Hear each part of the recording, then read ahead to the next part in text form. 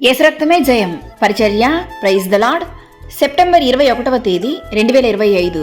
ఈరోజు దేవుని వాక్యము, నేను జయించి నా తండ్రితో కూడా ఆయన సింహాసనమునందు కూర్చుండియున్న ప్రకారము జయించు వానిని నాతో కూడా నా సింహాసనమునందు కూర్చుండనిచ్చెదను. ప్రకటనలు 3వ అధ్యాయం 21వ వాక్యము. అవును క్రీస్తునందు ప్రియులారా, మన ప్రభు అయిన యేసుక్రీస్తు శిలువ మరణమును పొంది తాను చెప్పిన విధముగానే 3వ దినాన తిరిగి లేచెను.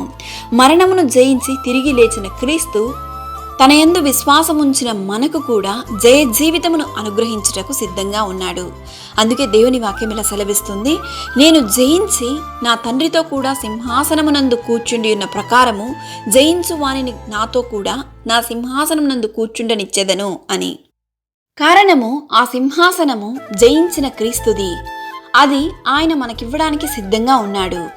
అంత మాత్రమే కాక జయించు వానిని పరదేశిలో ఉన్న జీవ వృక్ష ఫలమును భుజింపనిత్తును. జయించువాడు రెండవ మరణము ద్వారా ఏ హాని చెందడు.